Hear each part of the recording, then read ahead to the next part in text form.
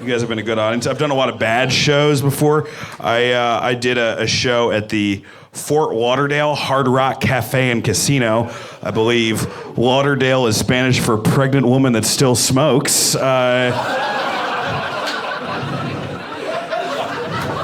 Think about the Fort Lauderdale Hard Rock, New York and London Hard Rock's got all the cool shit, you know? It's like New York and London's like, here's the guitar, Jimi Hendrix set on fire. Here's the microphone that Janis Joplin held, you know? Fort Lauderdale, it's like, here's the napkin Fred Durst wrote the lyrics to Nookie on, and here's the dumpster they found vanilla in, and here's puddle of mud. Not even memorabilia, we just have them. We're like, we also do light yard work. So it was a real bad show, man, really bad. Like, it was one of those things where I remember I did a Trump joke and everyone got silent, and then I go, do you guys like Trump? And they're like, no. And I'm like, so you just hate the joke? And they're like, yes. It was real bad. And before I got on stage, the guy who was opening for me said, hey, there's this person, they're really drunk and to the right. And I'm like, God damn it, shit, fuck, okay. And then he came back again. He's like, hey, this guy's really drunk. He's fucking out of it. Goddamn it, shit, fuck, okay.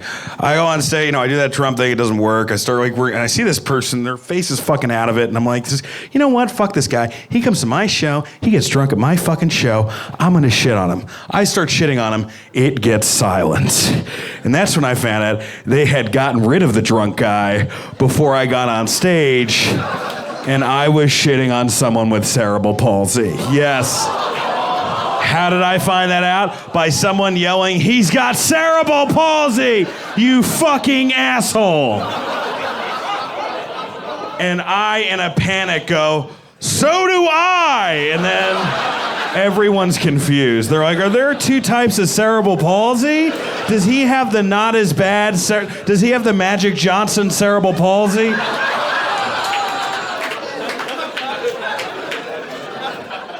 I'm a big scary movie fan. My problem with scary movies, though, scary movies, black people die first, but fat people die worst, Like, in a scary movie, it's always a black guy going like, oh, shit, what? And he's killed. But fat people, we're always doing something to him. We're always like, hey, guys, wait up! Like, we make the sound of cheese being made when we're stabbed. Hey, guys, the store just had regular Doritos and not Cool Ranch, so I made my own ranch from home. Why is that guy wearing a hockey mask? It's the summer. Oh, shit, I'm getting killed.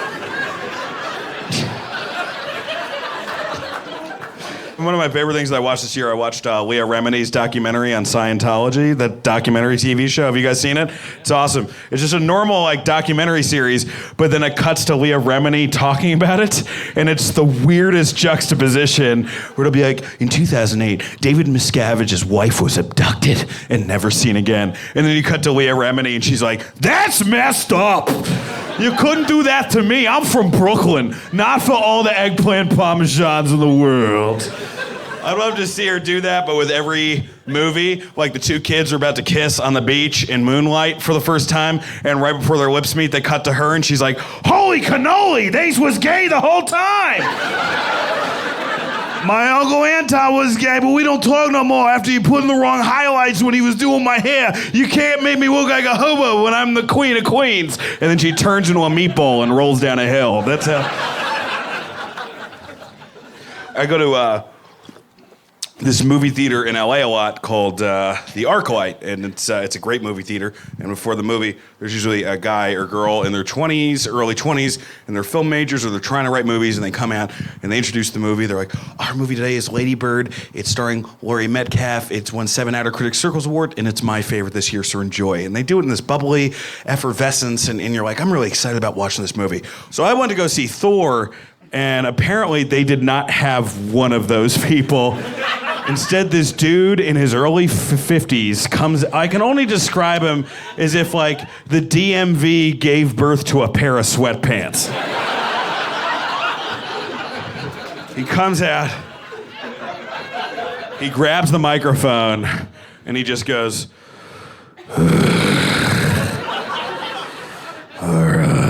today's movie is Thor Ragnarok or Ragnarok or... It's starring Chris Hemsworth and What else? He said, what else? And he hadn't even finished a fucking sentence yet. I've never seen a guy introduce a movie while going through a divorce. Thor's powers include super strength, agility, eating Christmas dinner alone, apologizing for things that he knows he didn't do wrong. You know, they say to lift Thor's hammer, you gotta be noble. Well, apparently to lift my ex-wife's skirt, all you gotta be is a California pizza kitchen waiter named Brian who takes acting lessons on the side.